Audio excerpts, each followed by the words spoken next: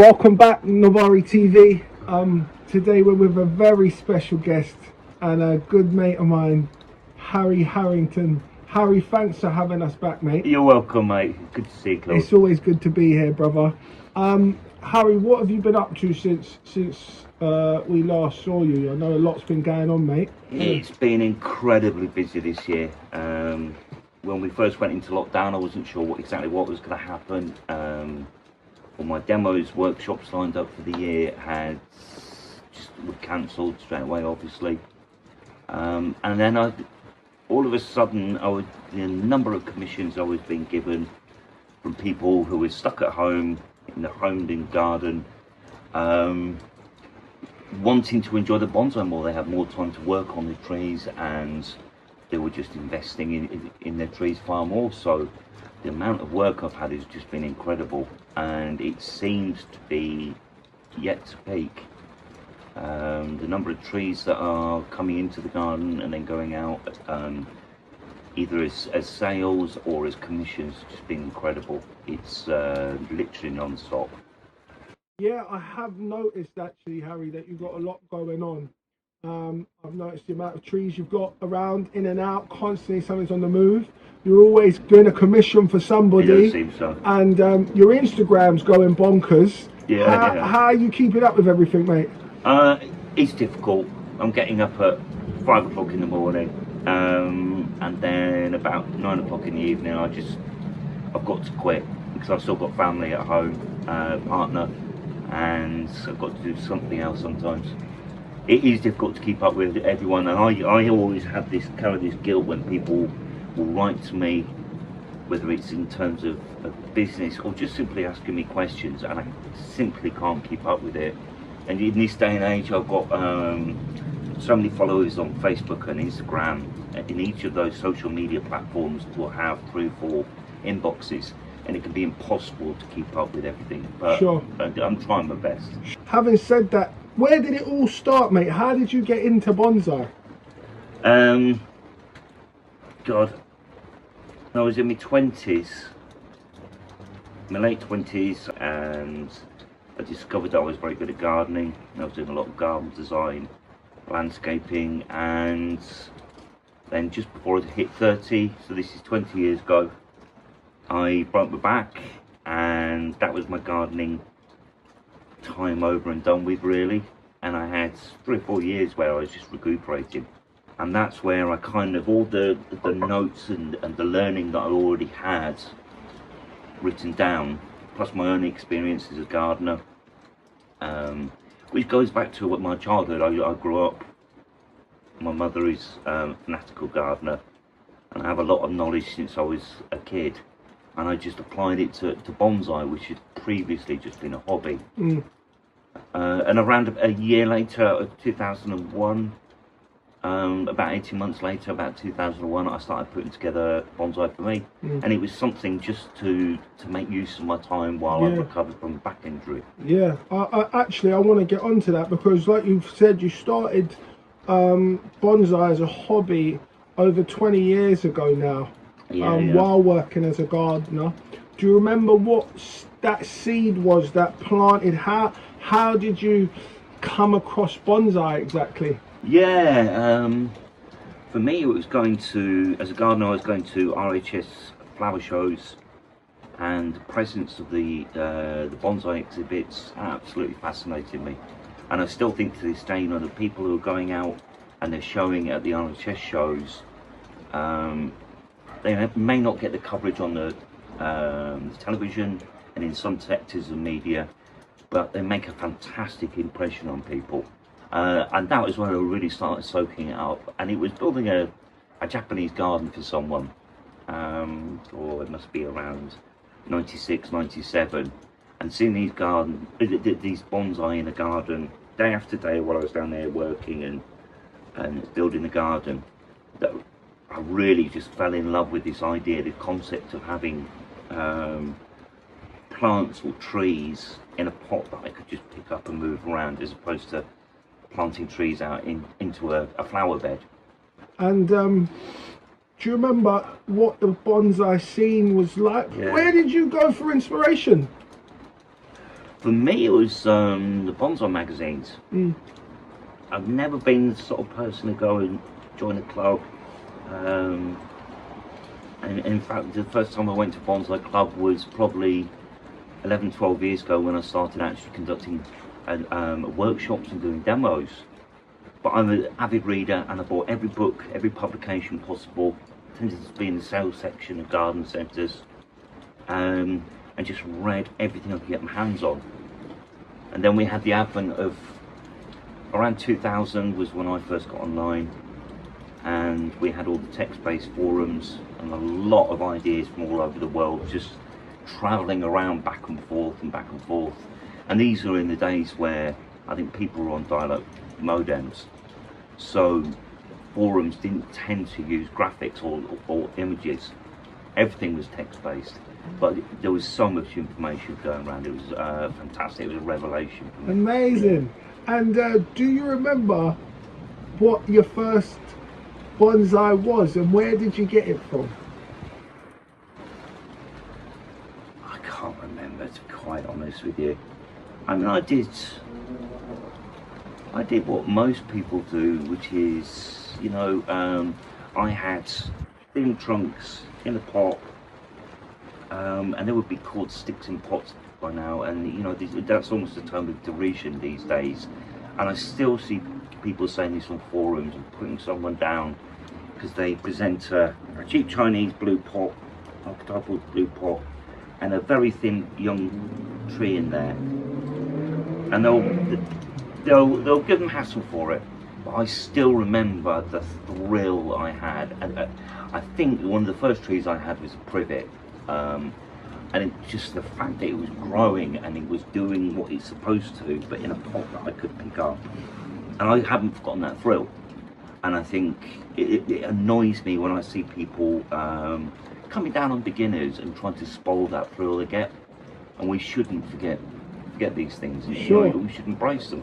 When it comes to bonsai, we hear of artists being very good at creating conventional bonsai, but it's well known that you specialise in raw material and turning raw material into works of art.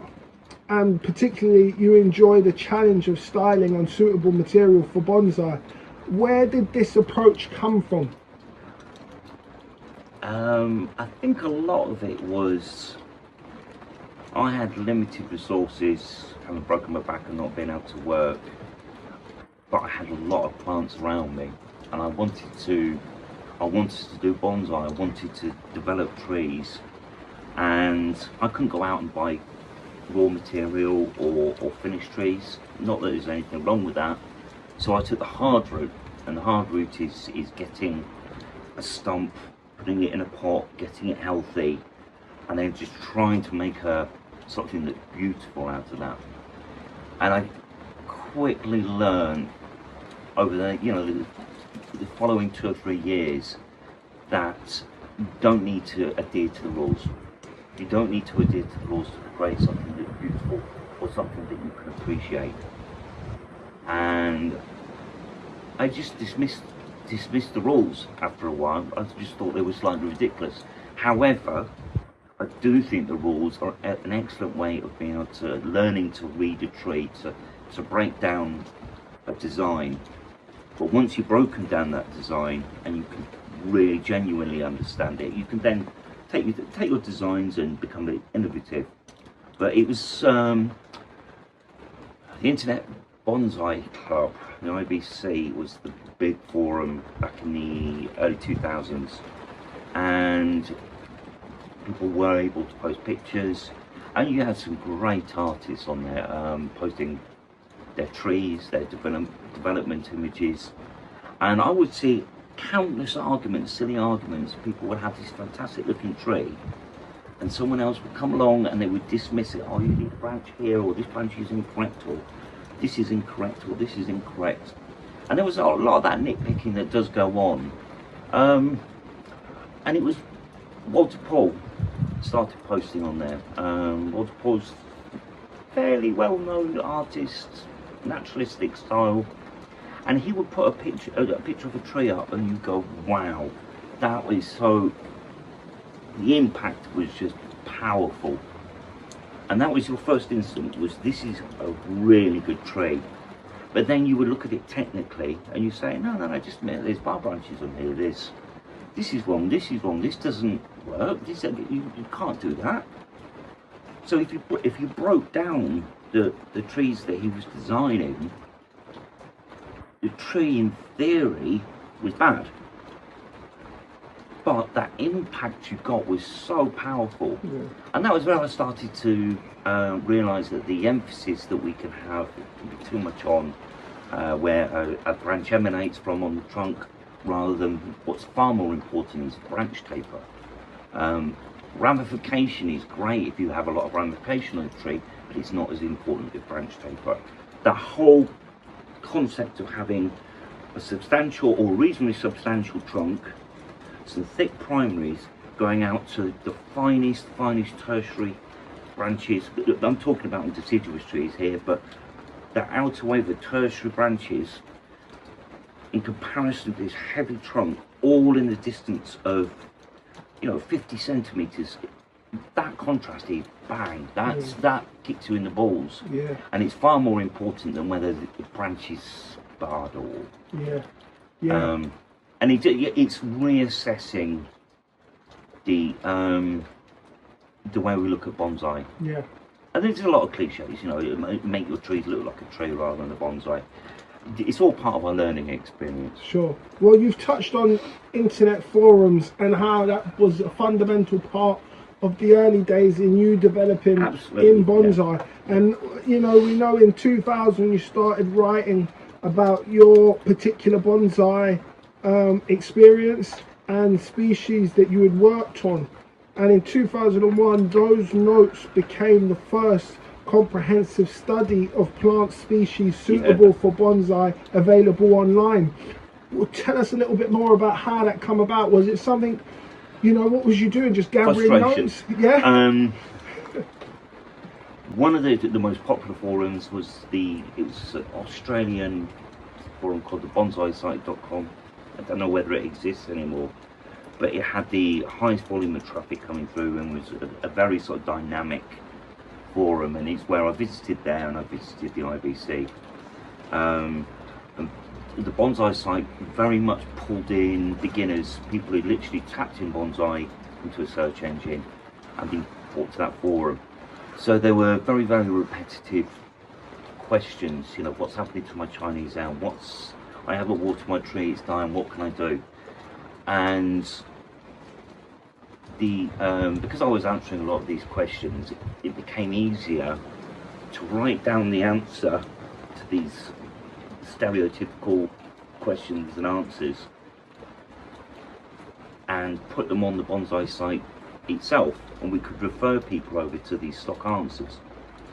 And then I had an old client who realised that this is what I was doing, and I was struggling with the back and coping with quite high sort of pain levels and unable to work. And he said, right, Harry, I'm going to put you a website together, and you can publish all this work that you're doing, it'll give you something to do with yourself, get you off the streets. And he gave me a choice of 2 domain names. One of them was really bad, and the other that he gave me the option on was less bad, Bonsai for Me. And I was just like, shite, but okay, And so that's where the Bonsai for Me name comes from. Someone just randomly picked it for me, and that's how Bonsai for Me started. And I think the first 3 months I just referred people from Bonsai site and say, right, comment on the website, there's your answer. Amazing. And it built and built and built. Amazing. And I think, the story goes here, I think there was 1,000 visitors in the first 3 months. And then it exploded, absolutely exploded, to the point of getting, millions of hits to the later 2000s. Sure, it's amazing. Yeah. And while speaking about writing, you've published a number of books on the subject of bonsai via Bonsai for Me Publishing. Bonsai Inspirations 1 was published in 2011. Was it that long ago? Bonsai Inspirations 2 were published in 2012. Yeah. Bonsai Basics, published in 2013. And you have a new book coming out very shortly. What will that be called and what's it based on? The new book coming out is basically an update of Bonsai Basics, or Foundations of Bonsai. I've run out of copies. It's been out of print for a couple of years now, and I want to bring it back into print. But if I reprint a book, it always makes sense to just update the images, update the information if any needs to be changed, and just push the book as hard as I can. Sure. Just to improve it. Yeah. So that's what we're doing at the moment. That reprint's going to go ahead in the coming weeks. Then there's going to be a French translated version. Nice. Being published by Bonsai's free magazine in France. That's coming out in February. Awesome. So along with the commissions and everything else that's going on, there's a lot of working on books. And there is a lot of working on books, actually, and that brings me on to my next subject, that as well as these books, you also write for a number of well-known bonsai magazines. And what drives you to keep writing, and is that something you intend to continue doing in the future? I think I get a lot of pleasure when I discover something. You know, there'll be something that I can't quite work out. I can't quite work out how to stop deadwood from rotting, and I'll have this fight, and it'll be an annoyance for years. Or I'll suffer damage to a tree because I can't stop the wood breaking down.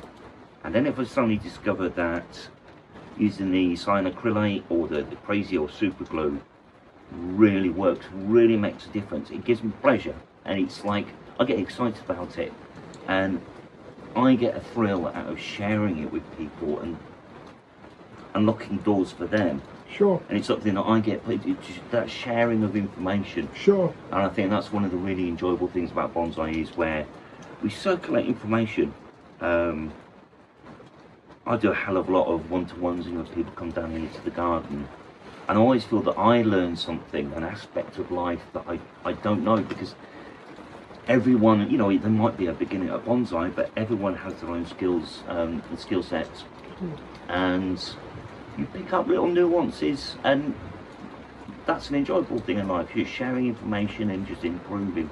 Yeah, that's awesome. That's one thing you're actually known for, is how generous you are with your bonsai knowledge, which is you know, it's a great quality to have. I imagine you've seen the bonsai scene change a lot over the years, particularly within the UK. At this stage of your journey, mate, you've done so much, you know, from the classes, the workshops, the books. Do you still get excited by bonsai? Oh, good, yeah. What inspires you? God, if it wasn't the job, I'd still be out here doing it anyway. And I still get a thrill out of accomplishing each tree, or the reactions they email me when I've created something. I get that itch, and if I don't create something, I just get a bit wayward, and it's hard to explain, but I know I see it with other artistic people. They just get a bit loony if they're not being creative. Sure. And I've spent literally, the past 20 years, 3 or 4 hours every single day outside, just working on trees. Yeah. For me, it's therapy. Yeah, and I absolutely. love it. Earlier on, I got to have a little sneak peek at some of the material you've collected. And mate, you've got dozens of trees here. Is that something that still drives you on? You must have one of the best collections of raw material. Do you intend on doing more collecting this year? How does it work? It's a buzz. Finding a tree, kind of looking after it, nurturing it up in its own environment, and then the day you go out and you collect, it's fantastic. Again, it's just one of those things that I guess I live for, sad as that sounds.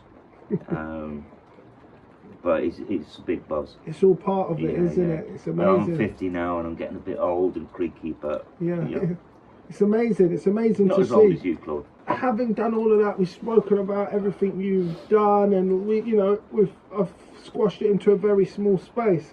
But have you got what's a lesson you've learned along the way? I hate that cliche question. If you could do one thing differently, what would you do? But is there anything you could say? Oh, mate, like when collecting a tree or when working on a bonsai, or I think one of the biggest things is the entire learning process. I think I've got a certain skill set because I had to use very raw material, poor quality material. It meant that I had to really push myself to extract anything out of it. But I wouldn't describe myself as unique, but I'm lucky to have come through that route and had the time to come through that route. The much better way of doing things is to go to workshops, do one-to-ones with people, keep watching videos from different artists, get little flavours from all the different artists, because they all do things slightly differently. They all have different opinions, and you want to kind of pick from here, and come to your own way of doing things. Sure. And that's going to put you in really good stead. Don't be dismissive of buying finished trees. If you have the money, keeping finished trees is an entirely different skill set. It's a lot harder than people realise. I mean, I read this cliche from people so often when they say a bonsai is never finished. I don't think they actually understand what that means. And keeping a tree at peak condition is incredibly hard work, and that's something that you can learn and get the enjoyment from, is actually having some finished trees. Start some saplings, start some really projects that have longevity. I've got trees that I very much enjoy, that I remember when they were just saplings, and I bought them on over years. But you can't just do that, because 15 years, 20 years development time is a lot longer than you realise. And I've seen people do it, they have these fantastic dreams, but those dreams will get crushed out of monotony after 5-10 years, and you don't want to do that. So be open to ideas, try lots of different things, and make sure you engage with people. Yeah, awesome. That's awesome, Harry.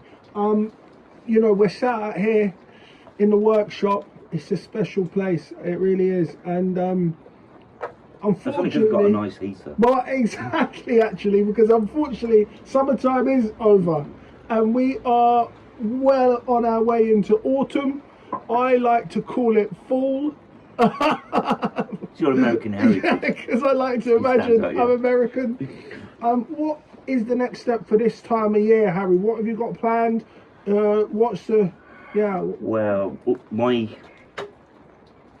workflow at the moment is I'm still going through pines. All the pines have been needle plucked. I've got a few people working with me now. There's Sean the apprentice.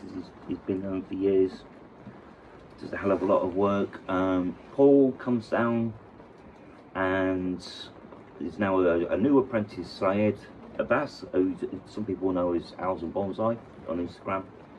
He's been coming down and apprenticing with me, and with the help of these people, I'm able to get through all the pines, get all the plucking done, and wiring commissions, the trees that need a little wire, and I'm kind of building up to the point where all my deciduous trees drop the leaves, and then I've got 2 months all the way up until Christmas of detailing all my personal collection.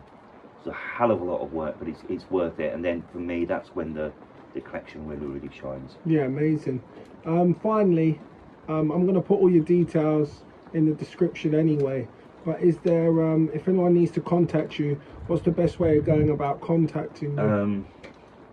Probably by email, and I will get back to you. It's just, it may take a little while. Mate, Harry, you're a legend as always, brother. I always enjoy spending time with you, mate. Pleasure, mate. Thanks for having us. Until next time, Nabari TV, over and out. Cheers.